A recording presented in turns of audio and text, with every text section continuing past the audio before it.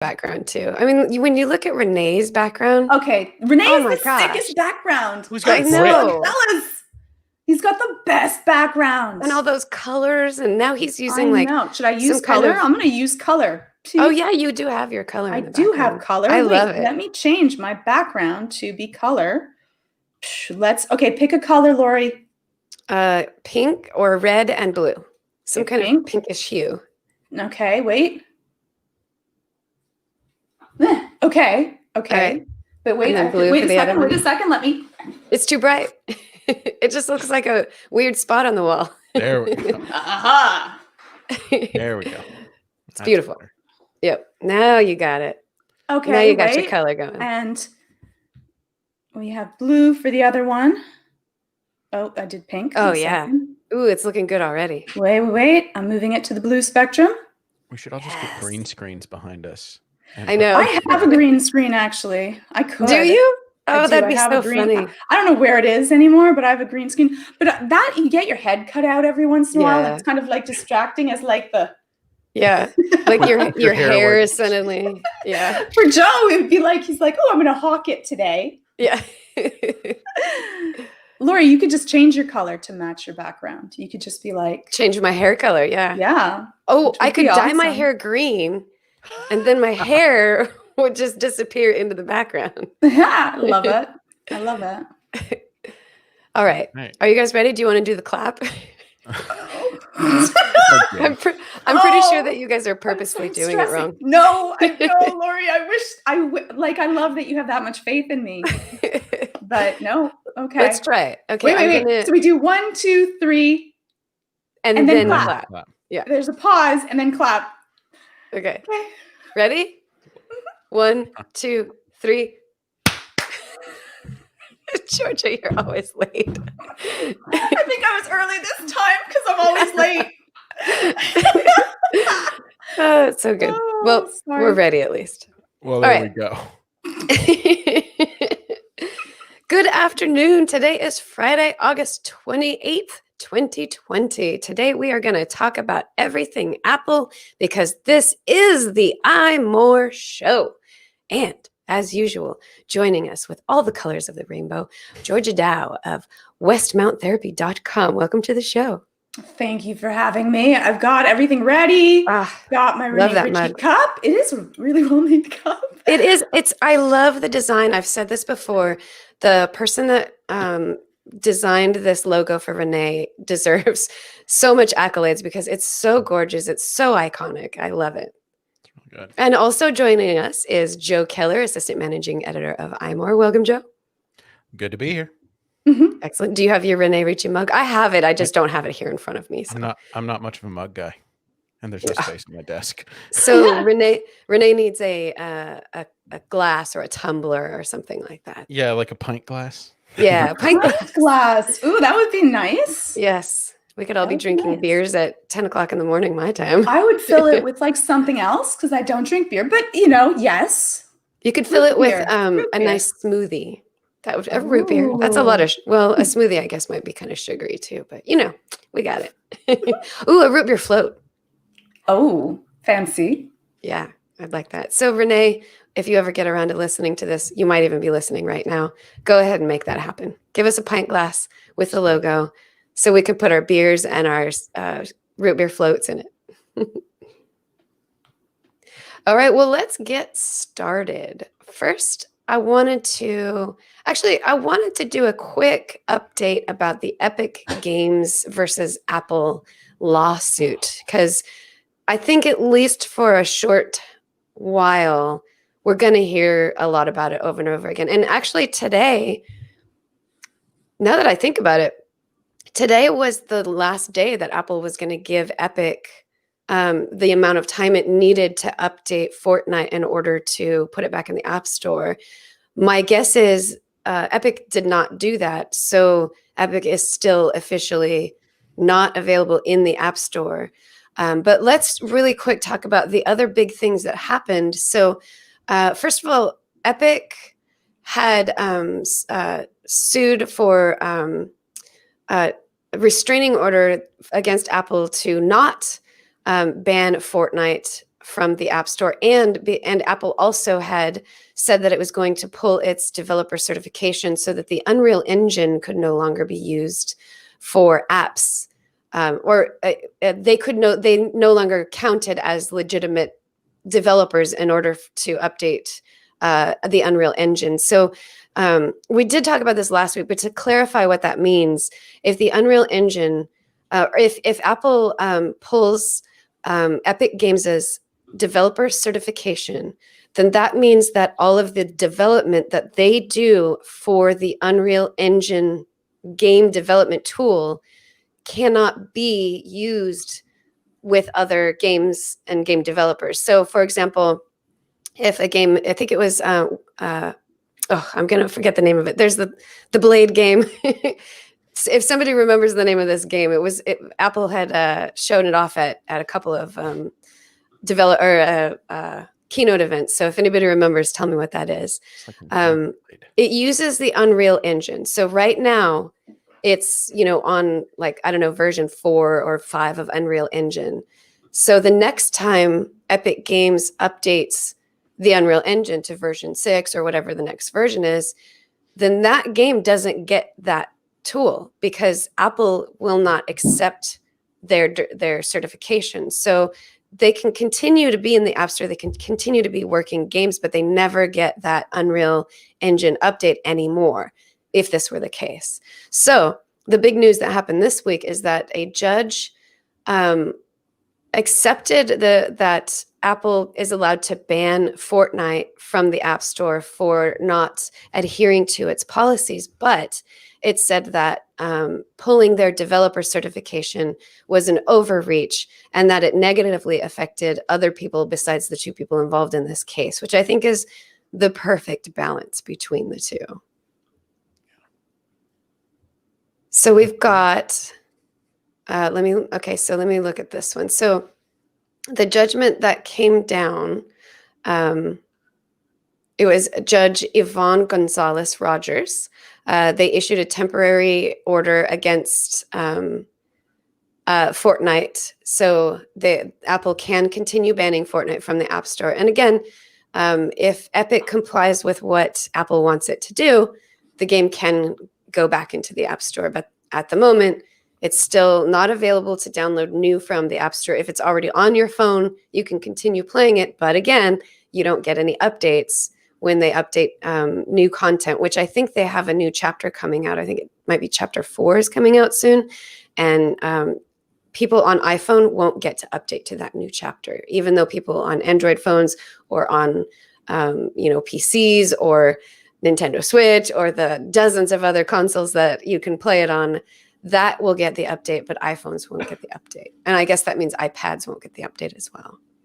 Yeah. What were you going to say, Joe? No, I didn't have anything. Okay. So let me just say really quick what Apple's response was to the judgment that came down. This actually happened on August 25th. So that would have been this past, let's see. Of course, I can't find my calendar. Tuesday. Thank you. Their response was, "We thank the court for recognizing that Epic's problem is entirely self-inflicted and it is in their power to resolve.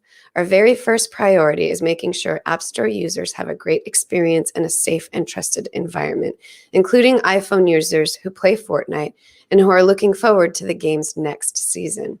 We agree with Judge Gonzalez Rogers that the sensible way to proceed is for Epic to comply with the App Store guidelines and continue to operate while the case proceeds.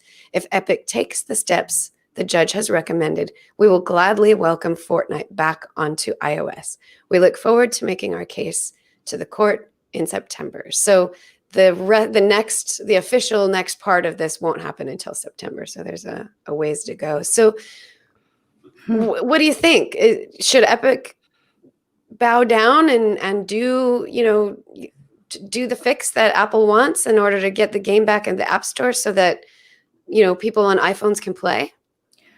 Well, I think that in the end, they're probably not going to have a choice. But Epic's next move was they emailed all their players. So now they're like, let's send the masses of Fortnite players to be angry And their email that they sent to players was that Apple has blocked Fortnite updates on iOS and Mac devices. Apple's limits competition so they can collect 30% of consumer payments made in apps like Fortnite, raising the prices that you pay. So because the courts did not back them specifically in the way that they want to, they went the next route, which is, well, if we're not going to get it through the court, we're going to get it through the court of public opinion. And hopefully all of the angry Fortnite players, and Fortnite players are a very strong set of people that really care about Fortnite. So we will see what happens next. And they're hoping that they'll go after Apple in an angry mass and say, you know what, it's your fault. And they directly said that that's why you have to pay so much. We wouldn't have been keeping these profits. It's because of Apple. Oh. Someone's getting 70% of the revenue, but it's definitely not us, Epic. No. We wouldn't be taking 100. We would only be taking that 70. And you would be getting the 30%.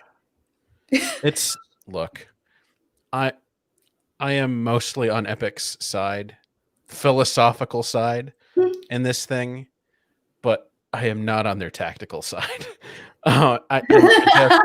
Look, the way you communicate matters to me. The way people communicate matters to me. And they're just, they're sending all the wrong messages. Yeah. I think the message should be, Joe, if I may ask. Well, how would you handle it? I think it's the disingenuous nature of their thing, or of their argument. Look, yes, the Epic isn't doing this for other developers. They're not doing it for their customers. They are only doing it for themselves. They just happen to be smart enough to understand the knock-on effects of their potential success. So, if they are able to establish that developers can offer third-party payment systems that don't go through Apple, which I think is their ultimate short-term goal, then, yes, developers, if they can get that to stick for other developers, that, that'd be great. But if it is really only a special deal for Epic, that they'll be fine with it. If Apple says you alone can have this payment option, they're done. They're fine. Right. That's a very good point.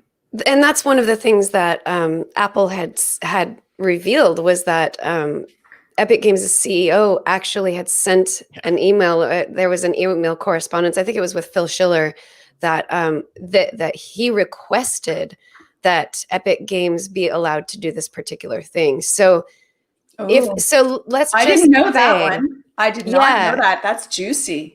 Yeah, so that came out last week. I thought we had talked about it, but I guess we hadn't. It must have happened after we were done with our conversation. I don't know. Yeah. So yeah, Tim Sweeney had specifically asked for special treatment to allow them to have the in-app payment, or have the payment go directly to Epic Games instead of through the Apple payment system. So yes, I do remember us talking about it now, but I didn't really get the selfishness, right? Because if they're kind of on their high horse about how we're just doing this for our players and for the developers out there, if Apple would have said, you know what, we'll go ahead and let you do that, they would have been fine. They would have just kept their mouth shut and just done it and not made a big deal about it. They would have just been like, oh great, we got our secret special backdeal deal, Yeah, right? if their argument was simply this isn't fair, and they didn't go the route of this isn't fair and we're heroes, which is their framing. That is their framing. Yeah. Right. Yeah. Then, I'd feel differently. I think Apple's not going to make this, if Apple did decide to enable, third-party payment systems, they're not going to make this decision overnight. And I think what Epic needs to weigh is how long, what are you missing out on by not being in the App Store while Apple is making this decision, or while this case is going through. I think, you're only going to get 70%, but it's 70% of a lot of money. Yeah. There's a lot of people on iPhone that play this game. So it's the most popular video game in the world. Yeah. I guess there's, I think, Georgia, you were the one who mentioned last week that, um, it would not be unheard of for Epic Games to comply with Apple, put the game back in the App Store, and then tell everybody what bullies Apple is for making them do this. But instead, what they did was they kept the game off of the App Store and then told everybody that Apple were bullies. So they're still getting what they want out of it, which is that sort of like woe is me, martyred, oppressed, company that makes millions and millions of dollars, trying to act like the little man. But, Joe, you had mentioned it too.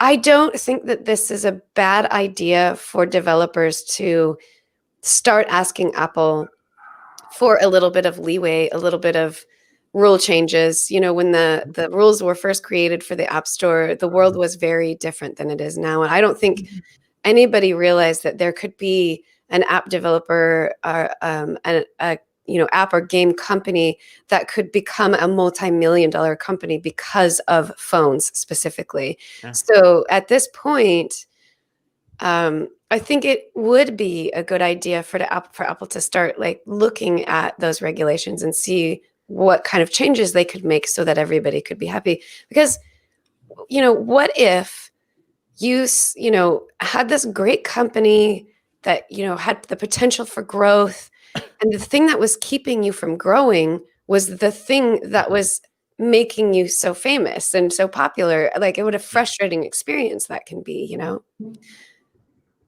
So yeah, it's an interesting thing. I think after this week, though, we probably won't hear much until the September hearing where we get a little bit of more details on it. And I'm sure there's going to be a lot of mudslinging when that happens too. Unless it makes a change and takes out that payment system and gets back on the App Store. But the only other piece is that I don't like, when you think about how many shareholders, like how much profit comes into this 30% that Apple makes. And though we talk about the players as being Epic and like Apple, which are two megaliths of companies, right? But Apple is really beholden to their shareholders, which own a substantial stake in Apple making the most profits. And their only thing that they care about is that the money that they've put into Apple makes the most amount of money possible. And so we often talk about how, we talk about like Tim Cook and Apple, but these shareholders have a huge say, and having your shareholders be angry causes you all kinds of strife. And so also them saying, you know what, we're going to give up all of these profits because we want to be the good guys is not that easy, because you end up with the people that own a stake in your company, and it's substantial if you look at the percentage to it, right? And some single companies own like Vanguard Group owns 7%. That's a lot of your company by one company, one group, that they're going to be angry and cause you trouble. And so I think that it's really also difficult for Apple, even if they sometimes may want to do the good thing. And I'm not like let's just say it, companies are made to make profit, and that's fine. I do get that. But yeah, they're gonna it's complex situation. Yeah, because if Apple makes, I don't think we have the broken out numbers of the App Store alone, but if they make 30% of $1 million a month or something like that, I'm sure it's even higher than that. Oh yeah. On just on million apps in the App Store. Yeah. So yeah, we're talking millions and millions of dollars. And if they're getting 30% of that, and then they have to make an across the board change to that could lower the amount of profits they make, that could be pretty impactful to their company and to their stocks, actually, because, everything Apple does makes their stock go up or down. And if they suddenly announce that they're going to make changes to how they take revenue for apps, just that statement, even without the rest of it in there, is enough to make their stock drop, just because people will think, oh, well, they're not going to be making money anymore, so therefore they're not as worth as much money. So, so I looked up how much the App Store made last year. And how much did you say, Lori? I was saying like $1 million a month. So I'm sure I'm really low on that. Here we go to the numbers that are published. Oh my God. So they have stated that, and this is from CNBC, that the App Store had gross sales around, get it, ready? But what do you think? What do you think, Joe? If you could guess. Somewhere in the billions. Okay. What would you put? How many billions of dollars would you think? So Joe's saying billions. Okay, 3 billion. So Joe went like, it's billions. Where do you go, Lori? For reals, everyone else that's listening, think of your number. Yeah. So it's weird that I do the transcripts for every single one of the earnings calls, and I can't remember what their numbers come out to. But I'm going to say something more like 400 million a year. Okay. So App Store had gross sales around 50 billion. Oh my gosh. 50. Is that number right? I want Price is Right. Closest going over. $50 billion in gross sales. So if you break that down by 12, they're making billions per month. Yeah, that's insane. Billions per month off of the App Store. Right. Not after anything else. It's really all gross revenues. So this is a substantial chunk of change. Yeah, definitely. Yeah. 4 billion a month. Billion. Oh my gosh. A month. Yeah, that's a lot. I can't believe we both lowballed that one. I know. And I even thought Joe was like, well, that's a little high, Joe. Yeah, I would have thought exactly that as well. But yeah, that's pretty insane. That's a lot. But it's going down. But still, it's in the billions of dollars. Like having less is nothing. But again, also for shareholders, that's what matters. Is that that's money is gonna, whatever you put into it will constantly be expanding. Yeah. And then Apple, though, did say that it had paid out 155 billion to developers. So that means that, since 2008, like that, since the App Store's conception, that's how much they have given out. But then again, that's 150 billion over 12 years versus, was it 50? Did you say 50 billion? Year. 50 billion last year. That's a lot of money. That's a lot of that's more money than most people could even comprehend. And what's really wild to me is that if they made changes to implement to allow third-party payment systems alongside their own, and that went down to say 48 billion, stockholders would call for Tim Cook's head. Yeah. $2 billion is more money that I could which more money than any of us will ever see, will ever understand, cope with, deal with. When we talk about like the antitrust suit and the amount of power that you have, that's a lot of power. I would say that that's more than countries make. Some countries. Yeah. Yeah, they have more money than a lot of countries. Yeah, that's probably true. Yeah. Again, I'll have to look into the numbers of that. Apple could buy a country. I wonder. Yeah. And that's just in the App Store. So again, we're going to see some more of this in the future. Probably, I would say not for a couple of weeks to a month, especially with other things that might be coming up next couple of weeks. But I also wanted to bring up the TikTok update because that's something that's also coming up to the end of its time. I think, was it September 30th was the deadline that Trump's mandate was that TikTok needed to be bought by a U.S. company or it was going to be banned. And this was the executive order also included WeChat in this ban. So there's a couple of things going on. There's, what is TikTok going to do? And will it get bought by an American company? I mean, do they even want to sell to an American company, you know? And then secondarily, we talked about before how WeChat being banned could potentially be like disastrous to Apple and the iPhone. So with TikTok, it looks like ByteDance, that's the company that owns TikTok.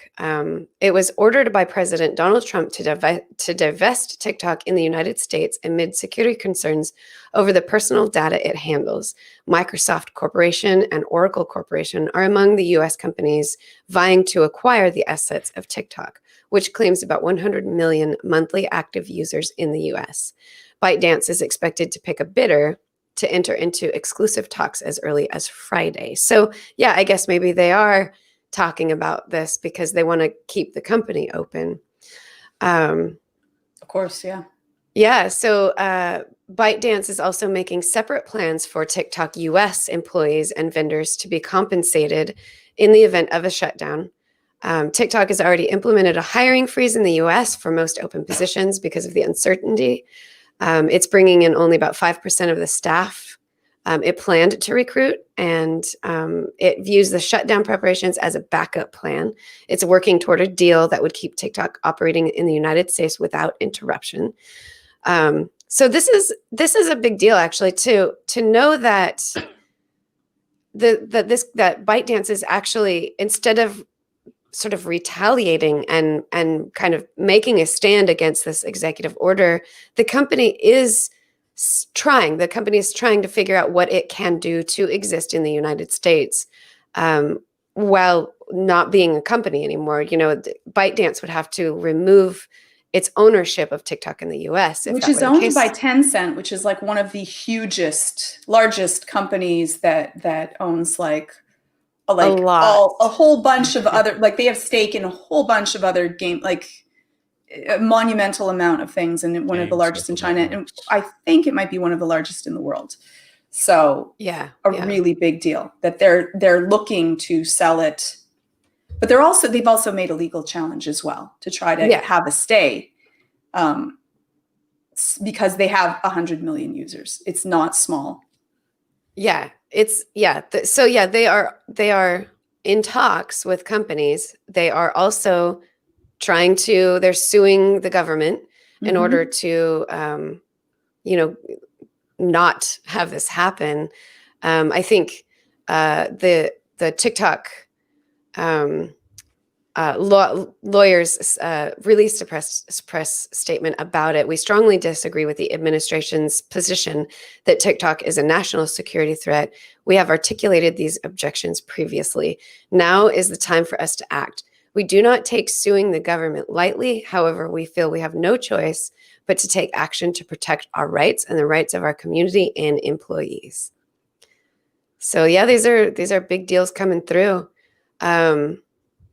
To be clear, we far prefer constructive dialogue over litigation, but with the executive order threatening to bring a ban on our U.S. operations, eliminating the creation of 10,000 American jobs, and irreparably harming the millions of Americans who turn to this app for entertainment, connection, and legitimate livelihoods that are vital, especially during the pandemic, we simply have no choice. That's a good point that they're making, which is that just like YouTube and FaceTime or Facebook and Twitter, and well, I guess maybe not Twitter, but there's people are actually making money, and they are having a career by being a part of TikTok, and that banning TikTok means that they don't get to make money anymore. So that's huge. That's a big deal. That's American jobs that not only won't be created because they can't expand in the US, but people who would lose their jobs because of this executive order. Yeah. Yeah. And again, they've gone to the courts, and they went public to try to have people, fight this, try to say something. And I don't think that we've already seen what happens when you have angry TikTok users. They are quite a strong coalition kind of group. But again, that also probably pushes for the ban because they're quite a strong, group. And Yeah. Similar to Fortnite players. This is, Yes. public facing people and organizations who are just kind of not okay with this and want something to happen so that TikTok can continue to exist. Right. And then alongside that is the WeChat ban, because this part of the executive order included companies owned by Tencent, which WeChat is one of those. So WeChat we had talked about if not the biggest, it's not even just a social, it's a chat service, but it also uses a payment service. In China, it's the most important and popular app. In fact, in a survey that came out, there was more than 1.2 million people were surveyed, and 95% of them said that they would leave Apple if WeChat was banned on iOS. And the Chinese foreign minister recently, just today actually, made a statement that if WeChat is banned, then there will be no reason why Chinese shall keep iPhone and Apple products. So basically, all of the work that Apple has done to build a relationship in China in order to bring iPhones to that market will be completely wiped out. China won't even try to work with them anymore. And on the one hand, we've seen some of the issues that have come up with Apple in China, and we've talked about how maybe Apple should stop kowtowing to Chinese demands and leave China, get out of China. But now that's a real and imminent possibility, you can see the danger in how this could negatively affect Apple. This could end them in the country. Like, WeChat is essentially a secondary OS that a lot of people use on their phones, and they use it for everything from communications to payments, like you said. And this could just detonate everything that they've worked for the last 10 years. And like, when we talk about it, because a lot of people do think about WeChat just as that, but like companies that do business in China, which is the second largest economy, that's the way that they go through transactions and conversations. And so it kind of cuts off one of your arms of you doing business. And again, yes, probably they can find another infrastructure to be able to do that, but that's a huge pain, because WeChat is pretty much universally accepted as the method of transaction in China. And so if your company does business in China, this is a big deal and could cause a huge headache for any companies and firms that are doing business in there. Yeah.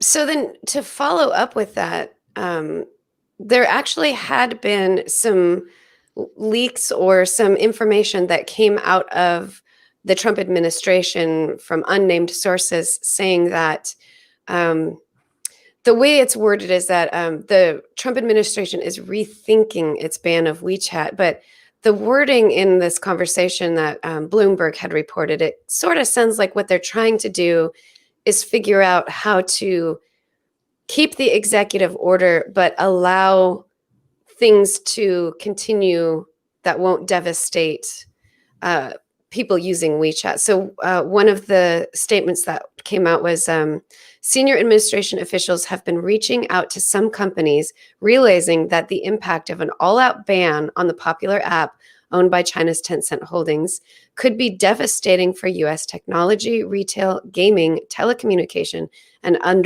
other industries. And the officials expect that WeChat won't completely vanish in the US, but their aim is to prohibit any downloads or updates of the app in the country, according to 3 of the people. A partial WeChat ban could mean that companies like Apple could offer it in their China app store, and businesses like Starbucks could continue to sell coffee or accept payments via the app in China. The intention is to prohibit any downloads or updates of the WeChat app from US app stores. Again, though, this would be a compromise in that Apple could still do business in China, and the WeChat could still be available on phones in China.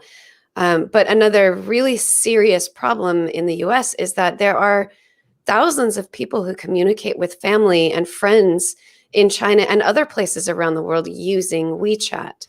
So not allowing them to continue making updates or offering new downloads, it really doesn't do anything for US citizens wanting to continue to use WeChat. And if the argument that the Trump administration is putting out is it's not safe for American citizens to be using WeChat, then why are they going to allow US citizens to continue to use WeChat, just not get updates or not download it new? That doesn't make any sense. Right. And because, like, when you think back to it, it's so that the companies that are already using it are not going to go into an uproar because of like how much of the US economy is dependent upon that. And so they don't want to hurt their own bottom line. And you don't want to have, these, $1 trillion, $1 billion, $1 million companies, this, to be against the government, because then everything crumbles. Mm-hmm. Yeah. Again, this is something we will probably see and hear more about.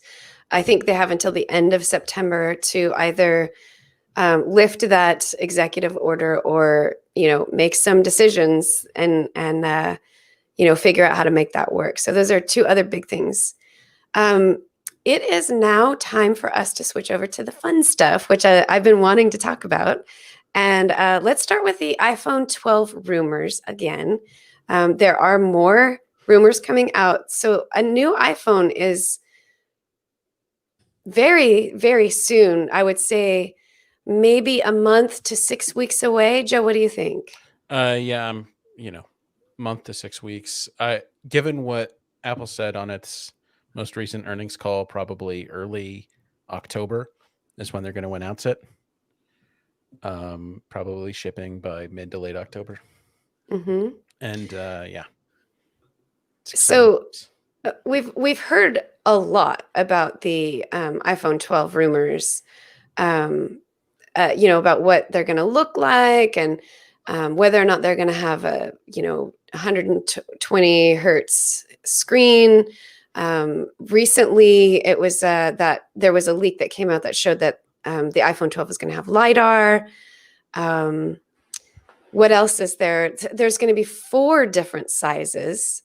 So we're talking an iPhone 12, an iPhone 12 Max, an iPhone 12 Pro, and an iPhone 12 Pro Max, each one of those at a different size. And I believe the iPhone 12 is going to be even smaller than the iPhone SE, which is a joy to me. Yeah.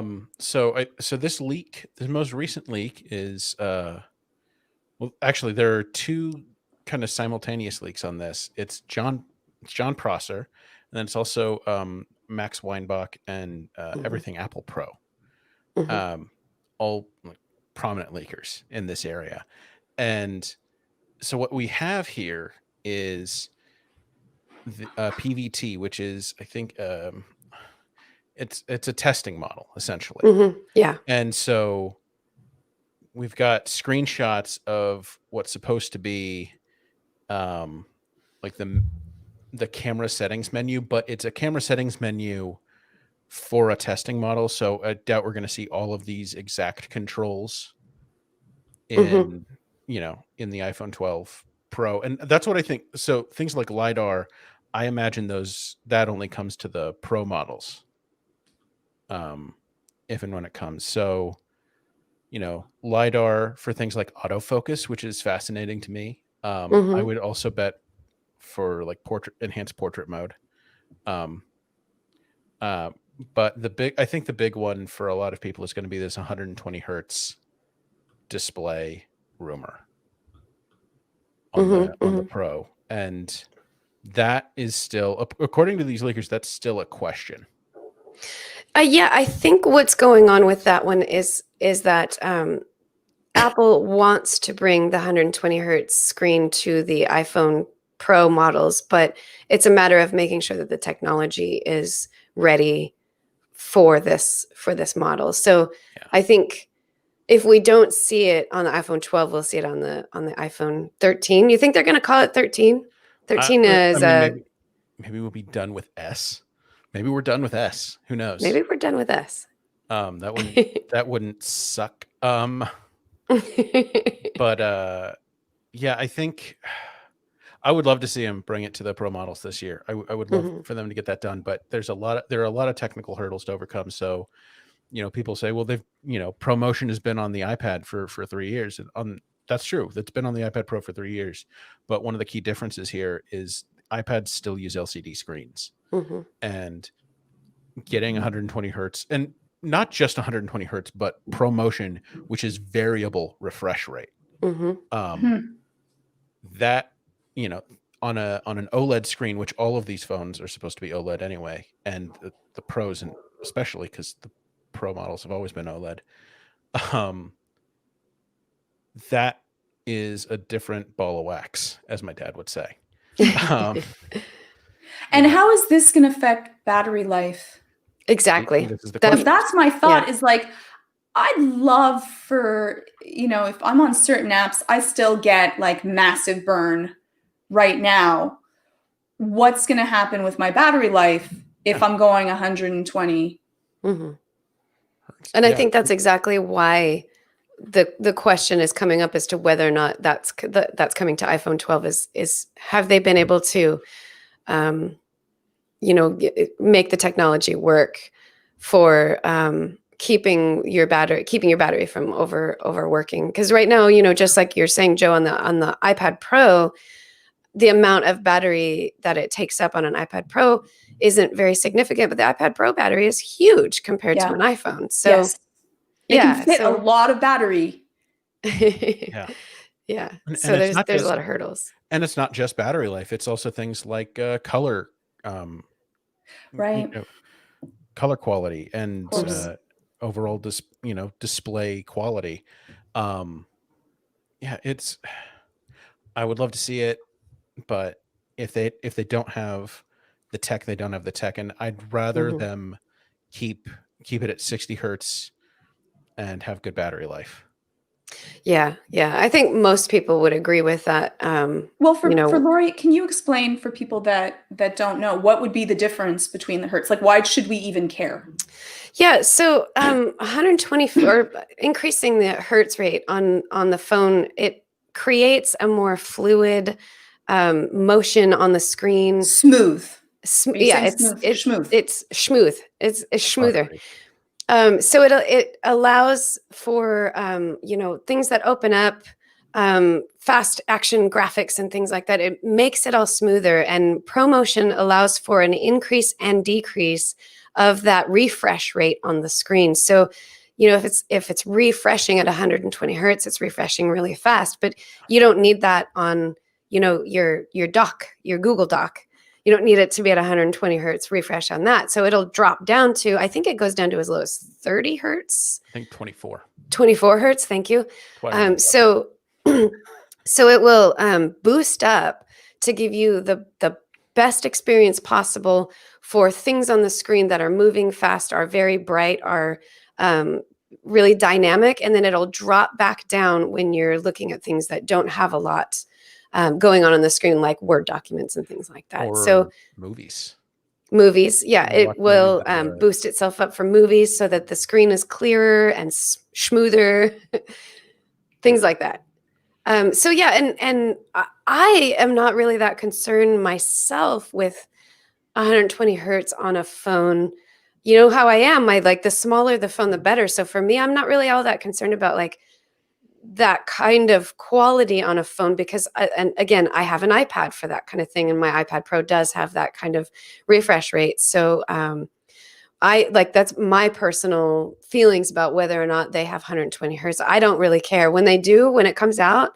I'm probably not even going to notice the difference. Renee is really great at noticing quality of display, and that's never been quite as clear to me. I haven't really ever been that into like that kind of thing. So yeah, I work on an iPad every day, on an iPad Pro with a ProMotion display every day of the week, and I also use my iPhone every day of the week, and I don't have a problem going back and forth between the two. And that's going to be different for different people, but I think there's a certain set of, say, a certain set of Apple fan that is treating the potential lack of 120 hertz display on the iPhone 12 Pro as a sort of like apocalyptic event for those phones. Like the big thing for, I'm going to say most people who, at least who aren't us anyway, and maybe for us, are the cameras. yes. Right. And the camera improvements are rumored to be pretty massive, like a 64 megapixel sensor. I mean, it's probably not going to take 64 megapixel pictures, but it's going to take, like, I don't know, because you'd be able to store like 6 of them on your phone. Yeah, but basically like quad res 16 megapixel is probably what we're looking at there. Mm-hmm. Just sharper 16. So there's smaller file sizes, but they're still a lot better than if Apple was just sticking a 16 megapixel sensor in there. And on the Pro, LiDAR for like this leak suggests autofocus. And I think there was also a leak about improved night mode.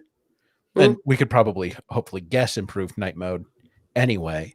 One would hope, because night mode's really good, but things can always be improved. So it's things like the camera, maybe a better selfie camera, or a better true depth camera for Face ID. Because I think another part of this leak is that Face ID is going to work at more angles, which is nice. There's people like this. Well, it is nice, even like if your phone is not face on, or if you're like, and you want to turn it is a little bit of an annoyance, right? Yeah. If it's on my desk, I don't want to have to I'm too lazy to just to tap the numbers. Yeah, exactly. That would be cool that it functions if I'm looking away, or if, like a little, an FaceTime ear detection or something. Yeah, and I don't want to say that people. I'm also not going to say that the people who would primarily buy the iPhone 12 Pro for a ProMotion display are wrong, but I'm also not saying that. But it seems strange to me when there's so much more to a phone than the hertz of its display, especially when the current display is 60 hertz constantly. It's not buttery smooth, but it's pretty smooth, guys. It's like yogurt smooth. Yeah, it's like yogurt. It's not butter, but it's yogurt. Yogurt's pretty good. All right. So one of the other leaks added to this, which just came out yesterday, I believe, is that this is more potential evidence that Apple might be leaving out the wall charger with the next iPhone. I don't think it's across the line, though. I think it might only be for the non-Pro models. So that's the little, I call it a wall wart. I think, everyone has a different name for what they call that little, it's the plug part. So that you get the cable, you'll get your USB-C to Lightning or USB-C to Lightning or USB-C cable, depending on what that's going to be. You just don't get the plug that goes into the wall.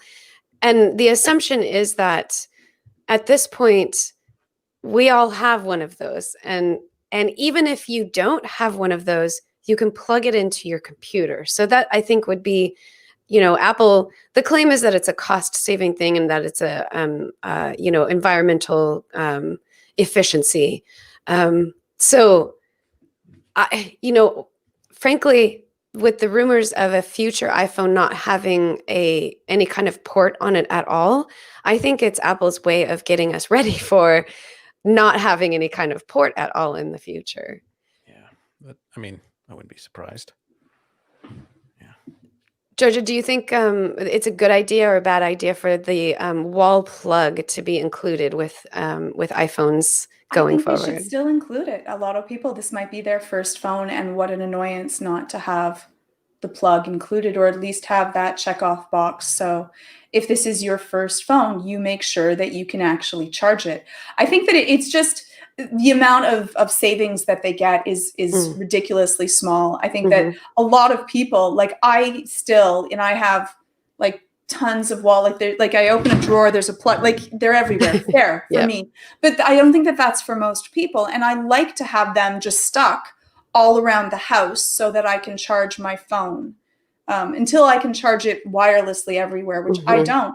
I like to plug it in. And so I like to have them everywhere. I think that it's always a benefit to be able to go through it. Not everyone has a friend like Renee that you can be like, Renee, I need an extra long, like that's not going to happen. And so I think that this is going to cause a lot of people to be really angry. Many people are not listening to tech shows. They won't even know. And they'll think that there was something wrong with their box because they're missing, how do I charge it? What a horrible thing buying someone a gift. And then, it's just not an easy situation to have. And I don't believe them that they're saying that they're doing this for the environment. I completely 100% do not believe them, because then they wouldn't have everything glued down so that you cannot fix, change, and deal with it if they really cared about the environment. So I don't buy the environmental thing. I'm a little bit upset that I'm not getting another. If I get the 12, I'm not going to be getting another wall plug. I hope they reverse their thoughts on this, and they get a few pitchforks that are like, we're angry, please don't do this. Because I like getting my earbuds and I like getting my plug. I like that. I can give them to people that break them, because the little tiny ends always, fray. They're not made. Yeah. And actually, Georgia, to your point on that, that was also part of it, not just the wall plug, but also earbuds. So that was the more recent rumor that pointed to them just not giving earbuds at all, which as much as I can see why you would like, Georgia, for example, would like to have those. I do think that that's an extra. That's not every phone maker gives you a pair of headphones. That's true. With your phone. But once you start not giving it, like I'm sad that I don't, this is the little plastic earbud holder, which I actually keep, and I rewrap my earbuds so that they don't get all tangled up. Like you can make your own little tiny earbud holder, like just a little butterfly design is wonderful. But I don't. I rewrap them. I know how to put it back in, which takes a little bit of like origami magic to be able to kind of put it back in. You have to fold it in a certain way. But I like that, and because it keeps them all nice and not fraying while they're inside of my purse. So even that I was like sad about. And now I'm not even going to get any. Sorry. I apologize, Lori. You were saying something. No, you are the voice. I do think like that is definitely like, that's an extra. That's a special, and having a wall plug is very important. And I think it does make sense for Apple to continue to include that, specifically because you need to charge your phone. Right. But what you don't need is headphones to use your phone, because there are speakers on it. Yeah. So that's, I could see their argument being like, well, you need to charge your phone, so here's a wall charger. You don't need to plug in headphones. But do they really save that much? Like how much are they saving? Yeah, I'm sure that they're not very expensive. Piece. For them, like they have not changed design. Like besides the little round nubs versus the more modern part of the earbud. They haven't changed design, so it's not like they're suffering and they need to be able to do that. And I think that Apple being a higher end product, I think that you need to offer something to the amount of money that you're paying. This is not a little amount of money to be able to pay for your phone. Yeah, taking things away from us while charging the same or price. Possibly potentially more. Yeah. I thought just occurred to me. Sorry. Joe? A thought just occurred to me. What if this is about Apple saving money on shipping? Because so I think this is essentially a two-part rumor where They're getting rid of the headphones in the box, and they're getting rid of the charger in the box, and they're going to make a slightly smaller box. So they'll be able to pack more boxes into the bigger boxes, and that go onto the plane. So they'll be able to ship more phones per plane. And I guess it saving would the number of change the planes. weight. Like, I don't know about the size Yeah. as much, but the weight, which is often the way that you're charged, is by weight and space, of course. But the charging, the little tiny charging, what you called it, Lori, the Wallwart. the charging plug that fits into the wall, not the cable, is heavy. Yeah. And you know, Joe, interesting. Yeah, you might have the Apple's number on the environmental angle, like I have Epic's on the developer aid model, but they can still sell it like that. And I mean, it isn't untrue, is the thing. You know, just like Epic's points about the App Store aren't untrue. If Apple were to make an environmental argument about, you know, the e-waste caused by, you know, discarded chargers and headphones, I mean, it wouldn't be wrong. It's not a lie. It's just not going to be there. It's not a lie. It's just not their motive. Right. Which is true. Yeah. So before we run out of time, I also wanted to talk about a couple other rumors coming out. So rumor has it that the week of September 7th, so September 7th is actually a holiday in the US, so I don't think it would be that day, September 7th, but the week of September 7th, it's rumored that Apple will be releasing an Apple Watch and a new iPad. We don't know what model, but a new iPad in just a press release. No event, just dropping it in a press release. Joe, you, I think, probably have like the most information about this, in part because betas are dropping like hotcakes. Is that a thing? Do they drop like hotcakes? Dropping like hotcakes. Yeah. So Apple has started the part of the beta cycle where they're releasing new betas every week instead of every 2 weeks. We're a little behind where we usually would be on that, but we are. I mean, we're on developer beta 6 now, and generally we go to 7 or 8. And if we had 7 next week, it would mean the next week, which is the week of the supposed reveal announcement, that would be maybe the what's called the golden master, the release, what other people would call the release candidate, which would kind of line up actually. So generally what happens is Apple will announce, say, the new iPhone, which we don't think is going to happen this time, but they would announce the new iPhone. Pre-orders would go up the Friday after they announced it. The new software would release the following Tuesday or Wednesday, and then the phones would actually come out on the following Friday after that. So that timeline kind of fits the proposed release date going here, and it would still be the middle of September. And this is all based on this thought of mine is all based on the idea that Apple isn't going to ship a new Apple Watch without watchOS 7. And if they ship watchOS 7, they have to ship iOS 14. They don't have to ship iPadOS 14. They don't have to ship Big Sur. They don't necessarily, though they probably would, have to ship tvOS 14. But iOS and watchOS do need to ship at the same time, because you cannot pair a watch with iOS 7 with a phone with iOS 13. Yeah, and additionally, I think, Joe, you and I were having a discussion about whether or not they would just ship the new Apple Watch without, ship it with a watchOS 6 instead of watchOS 7.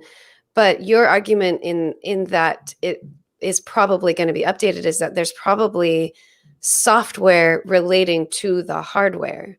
Yeah, they've been I mean, the way Apple builds devices is they plan them out well in advance, and it's likely that there are watchOS 7 features that the Series 6 watch is dependent on.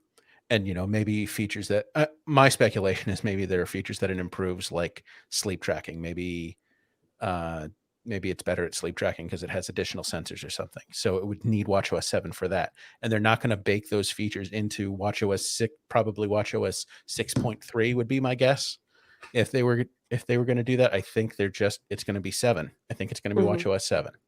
Yeah. So there's a chance that we're going to get a new Apple Watch and a new iPad that we don't know what it is. But yesterday, there was another leak that showed pictures of a completely redesigned iPad Air. And this looks fabulous. And why it looks fabulous? Because it looks like the iPad Pro, which is my favorite design. We love the iPad Pro here. Yeah. So the this leaked image, it's actually not an image. It is a instruction manual that is supposedly the instruction manual for the iPad Air 4. And there's just a couple of pictures in there, but so it's text on the page showing you how to swipe down from the top of the screen or swipe up from the bottom of the screen. But it's a picture that's completely different than what the iPad Air looks like right now. It is the near bezel-less. It has, it's very thin bezels. There's no home button. So it's definitely Face ID. And you can kind of see in the picture the implication or the idea that there's a picture, a little camera there that is most likely a Face ID camera. And you can't even see the side of it, but I can tell from looking at the front of it that it's more chamfered edged the way the iPad Pro is. So that potentially if that's real and that is a manual that already exists in the world and is actually already being leaked, that potentially could mean that the new iPad that we might see the same week that we would get the new Apple Watch could be a completely redesigned iPad Air. Yeah, I am excited. I don't think there's a big chance that, let me just say, I believe this leak because the corners are rounded on the manual. I don't know who's going to go to all that trouble of shaving off the corners exactly and rounding them out exactly on the manual. Just I mean, yeah, sure, someone could, but it seems highly unlikely. Touch ID in the sleep wake button is new for Apple. Makes sense that they test that on an iPad. Right. If they were thinking of bringing that is a good point. Yeah. If they were thinking of bringing Touch ID back to the edge-to-edge screen phones, the sleep wake button's a nice place to put it. It looks like that button is elongated on the iPad Air versus, say, the iPad Pro. Sad that there wouldn't be any Face ID on that iPad, but they make sacrifices for cost reasons. Apple Pencil 2 support. Finally, a new line of iPads would support Apple Pencil 2. I think the images show a smart connector on the back. Lori, am I wrong about that? Yep. Yeah. There's it's an illustration, but there is wording that says smart connector, and then there's like 3 little dots, and it's on the back side. Yeah. So get that new Logitech keyboard that has a trackpad that because this seems like it would be the same size as the 11-inch iPad Pro at least in terms of the actual chassis of the device. So yeah, get that one, and you have a nice laptop replacement right there. Yeah. Yeah, we got some good stuff coming out. 4 speakers, I don't know what the speaker situation would be on the Air. There was no information leading to that. But if we get any more leaks next week, we'll talk about that. And the this year's iPad, which really is amazing. Like, I'm not an iPad person. I've often said that, but my husband has it with the keyboard and the pencil. And he's like, well, now I have a better laptop than you do. And I'm like, he's kind of right. Like, I'm like, who knows? I may switch over to the dark side and go iPad versus my laptop. Maybe. Like, I'm thinking about it because it's lightweight, it's great, it's there, the pencil, you can touch the screen, yet you can still tap on the keyboard, which is what I want also. Mm-hmm. So I don't know. Joe works almost exclusively on his iPad. And I mean, like, our day-to-day work that I just can't bring myself to do on an iPad. He writes on it, and he uploads articles to our content management system. He does a lot of that. Most of my photo editing is on the iPad Pro now. Huh. It's great. Yeah. It's knowing that you can use an iPad for that amount of work. And I'm not saying, like, we're not like crazy filmmakers or anything like that, but I can tell you, I do a lot of things on a computer every day, just switching from apps to apps, having multiple screens open all the time. So I tried it for a week, and it was a little bit frustrating for me, but Joe has managed to just make it an absolute, easy workflow. And I'm sure there's a few pain points, but for the most part, you've been able to make the iPad Pro your computer. Oh yeah. It's not about necessarily replacing the Mac, because I still love my Mac, but it's about being able to work mostly like I work on my Mac on my iPad. And I can do that. It's great. Yeah. I love it. Yeah. It's pretty nice. Well, we have come down to the end of our hour. It's been lots of fun. Lots of great things to talk about. There's so many more things we didn't get to talk about, like Final Cut Pro 10's release update, and the new Apple Store that is a beautiful globe that just released or just opened up in Singapore, or is about to open in Singapore. All kinds of wonderful stuff. So if you want to learn more news, if you want to find out more about what's going on in the Apple world, you can go to iMore.com. That was a good plug, wasn't it? I should do that more. This was really good. Smooth. It's very smooth, yeah. Joe, if people want to get in touch with you and talk about what they think is going to happen with the new Apple Watch coming out, where can they get in touch with you? I'm on Twitter at jkeller87, or that's JKELLER 87, and I'm at iMore. Always. At iMore, writing all about the new betas and new things coming out.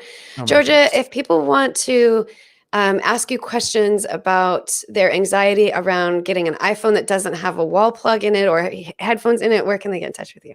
You can email me at georgia@westmounttherapy.com. And if you're dealing with anxiety, anxiety-videos.com. Excellent. And if you want to get in touch with me and make fun of my hair or whatever you want to do, you can get in touch with me on Twitter at Appaholic. That's APPAHOLIK. And you can also email me, Georgia, that reminds me. You can email me at Lori@imore.com. I have had some wonderful conversations with listeners. Which is LORY. That's right. I'm sorry, Lori, emailing LORY. the other Lori. Don't. This is the wrong Lori. I should get some pseudo emails that are LORI, LURIE, LORRY. Yeah. Yeah. Just get a bunch of them and have them all redirect to my email. Get Laura just to be safe. Just in case. Yeah. You never know. Yeah. And let me take a minute to say thank you to everybody who talked to us in the chat today, the live chat. Stan, by the way, mentioned Infinite Blade. That was the name of the game that I couldn't remember earlier. So thank you for telling us that. We love to have you in and have you chat. You have some really great conversations and great things to say. We love it. Thank you to everybody who listens live, which we do every Friday at about 1 p.m. Eastern time. Sometimes we get there a little bit late, but we try to get there on time. That's every Friday at about 1 p.m. Eastern time. And thank you to those of you who listen to us after the fact. If you can't listen live, you just listen later that week or the following week, the next week. By the time you hear this, there might already be a new Apple Watch. Who knows?